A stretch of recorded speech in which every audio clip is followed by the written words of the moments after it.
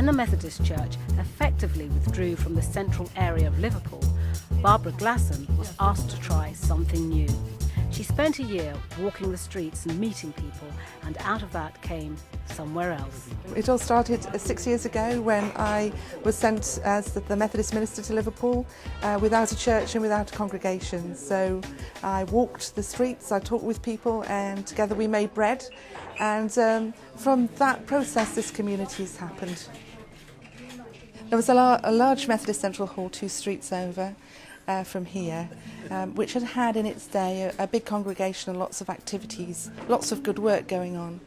But people have moved away from the city centre, and with that the congregation dwindled. So the decision was made about 12 years ago to close that building, which felt like a withdrawal from the city and a death of a church. And now people are moving back into the city centre. So there's a new residential community as well as the work community, and also people that live on the streets. So Liverpool has got a new heart.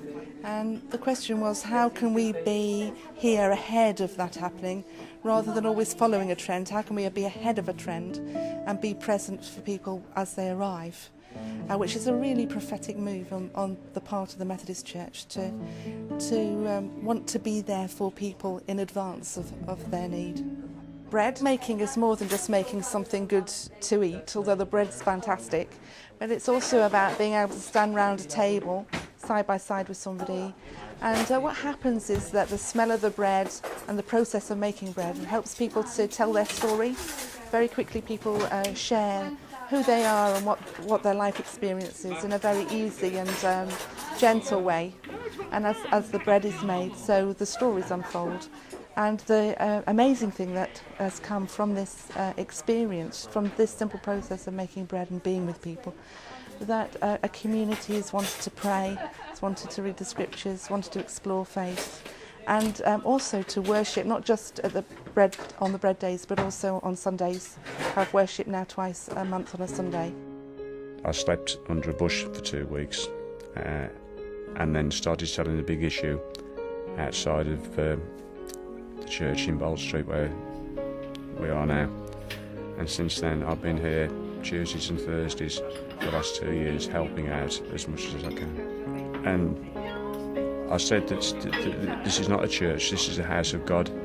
I was confirmed in 1969 by the Bishop of Lichfield because I went to a Church of England school when I was a kiddie.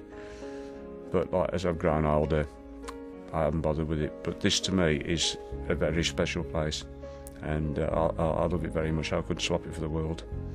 This place doesn't exclude people, you know, it's very inclusive and welcoming, and other churches may not be as inclusive as that. I'd like to light 3 candles. The first one is for... When we get to a point where it's quiet for us, we'll go into a quieter space. Just take some time to reflect, to listen to the city around us, to listen to our own thoughts, listen to what God's saying to us and to our community. And we invite anybody who chooses to come through. If you don't want to, that's fine. But anybody who chooses can come and say their prayers and light a candle for somebody that's on their mind. And that's a special time in our day when we can have that rhythm of coming and going and being busy and being quiet. I think with all fresh expressions of church, it's really important to stay connected somewhere, because it's very easy to lose the plot, to be isolated or to be dangerous. And we can have a bright idea that actually harms people, and we do check each other out. But even so, there's always the question of, is this authentic, is this biblical, is this wholesome? And we have people around that we trust and will critique what we do and help us to be critical, self-critical of what we're doing.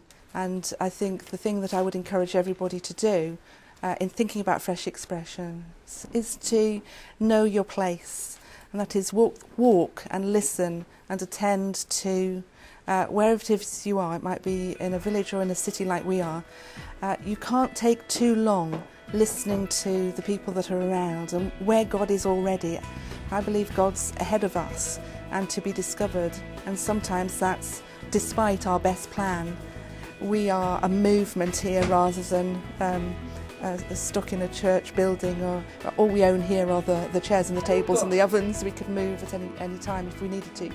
And all that is true to my tradition, and it's good for me to be able to say, I see Methodism unfolding here in a new way, and I can name it and I can see it as part of my heritage.